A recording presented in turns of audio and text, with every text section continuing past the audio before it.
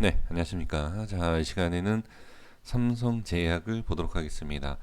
최근에 가파른 상승이 나오고 저항이 좀 있는 상태에서 고점에서 단기 고점에서 횡보를 해주고 횡보해 주면서 시간에 약간 밀렸어요. 근데 지금 기관 쪽에서 계속 매수가 좀 들어왔다라는 거죠. 글쎄 기관이 매수를 해준다라고 해서 상승하는 건 아니에요. 자, 그러면 지금 어떤 모습으로 봐야 될지를 말씀을 드려보면 제가 1월 26일 날 마지막으로 삼성제약을 분석을 했습니다. 자, 이때 말씀드렸던 라인대를 자, 이렇게 좀 확인을 해 볼게요. 그대로입니다.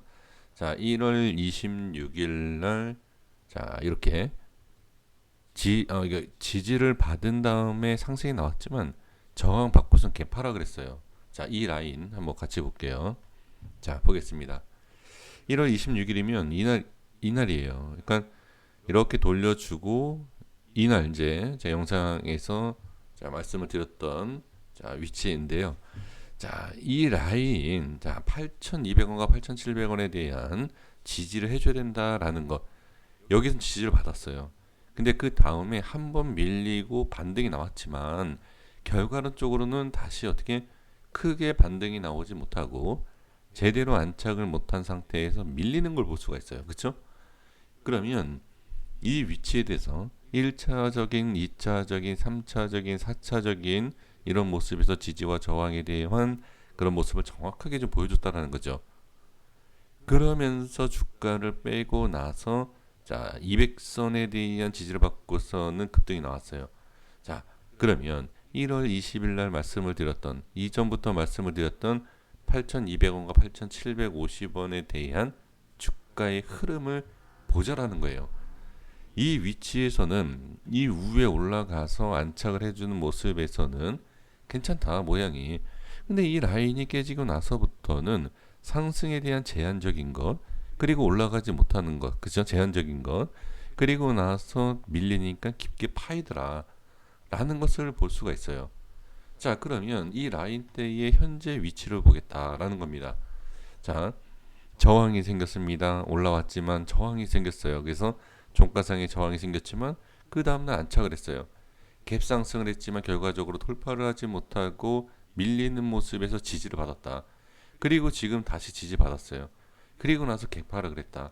자, 이 내용이 제가 이 전에 말씀드렸던 내용하고 자, 여기에 대한 설명을 왜 드렸느냐?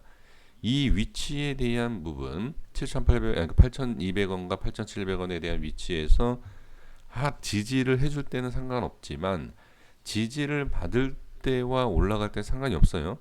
근데 한번 툭 이렇게 밀리고 나서 올라오는데 밀리고 나서 올라오는 것에 있어서 추가 상승이 나오지 못하니까 어떻게 결과로 빠지더라.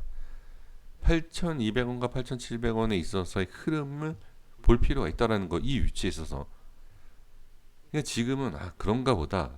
근데 월요일 이후의 모습을 보면 어떤 차트가 나오든 모양이 나오든 제가 말씀드린 내용에 있어서 이해가 되실 거예요. 나중에는. 근데 지금은 조금 어려우실 수 있어요. 그러면 자 보세요.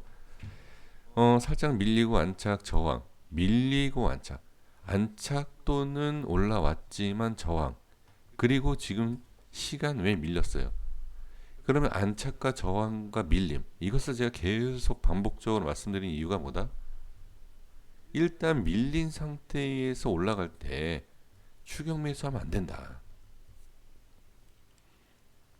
올라가서 어, 안착을 하고 급등을 할 수 있다라는 조건이 분명히 있겠죠. 그렇죠? 이걸 누가 알겠습니까? 하지만 이 전의 모습을 봤을 때는 올라갈 수 있다. 올라갈 수 있지만 뭐한다? 안착을 봐야 돼요.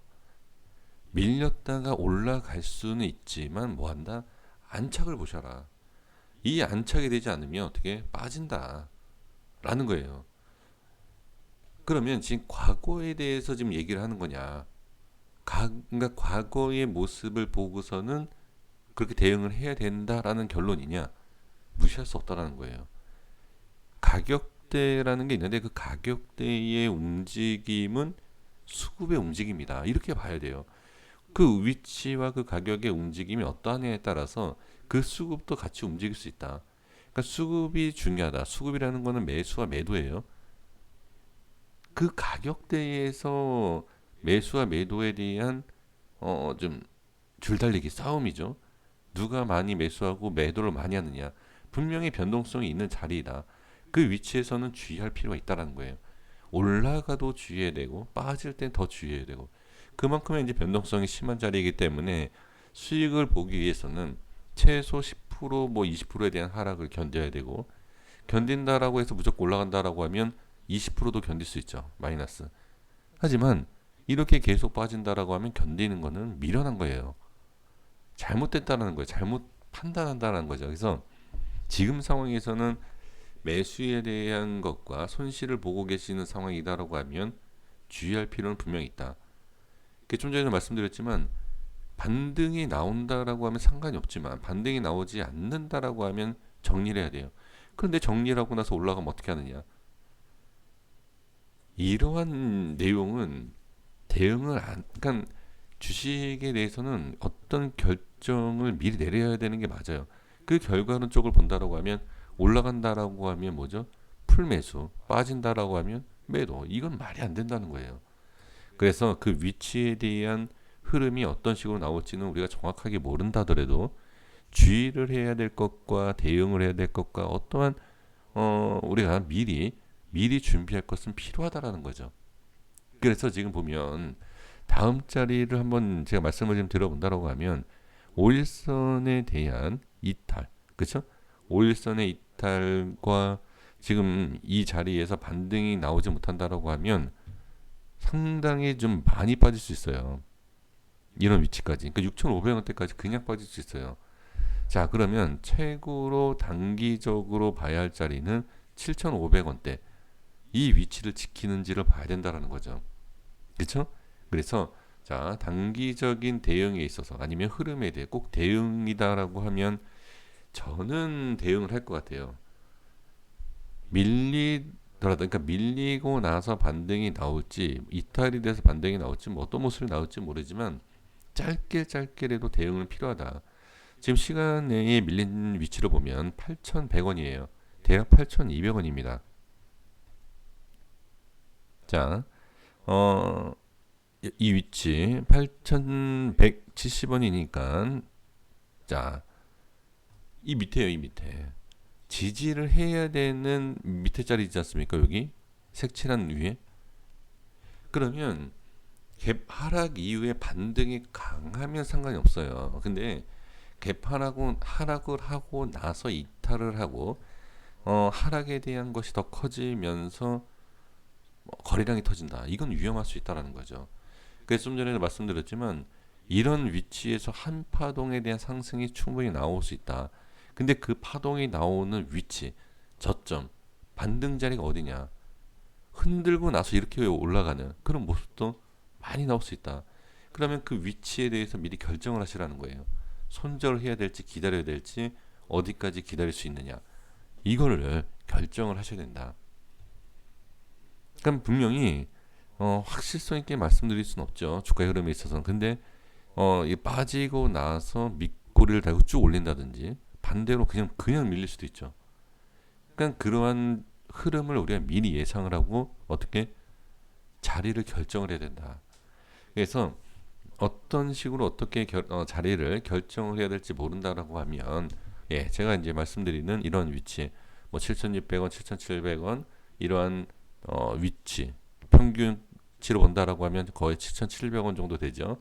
이런 위치까지 한번 기다려 본다. 하지만 깊게 파여서 반등도 나올 수 있긴 하다. 하지만 여기에서도 안 나올 수 있으니까 이거는 6,500원, 600원대까지 너무 많이 빠진다.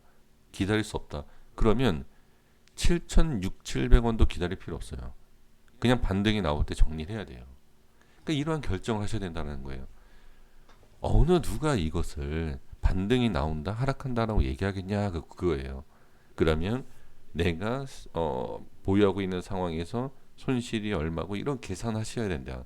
그리고 나서 개파락이 나오고 나서 시장이 좋거나 또 그냥 삼성제약에 있어서 반등이 나오면 정리를 한다. 올라가더라도 정리한다. 올라갈 때 정리한다. 이런 식으로. 아니면 빠질 때마다 야 이거 좀 깊게 빠지겠는데 그 정리하는 거예요.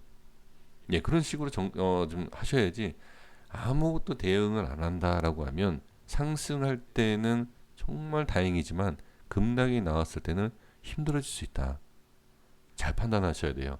그래서 올라갈 때도 대응이 필요하고 내려갈 때도 대응이 필요하다. 왜? 내가 어디까지 견딜 수 있느냐. 분명히 저는 중요하다. 그러니까 상승이 나오면 다행이지만 하락이 깊게 나온다라고 하면 위험할 수 있다. 그런 위치예요. 자, 이렇게 보시면 좋을 것 같습니다.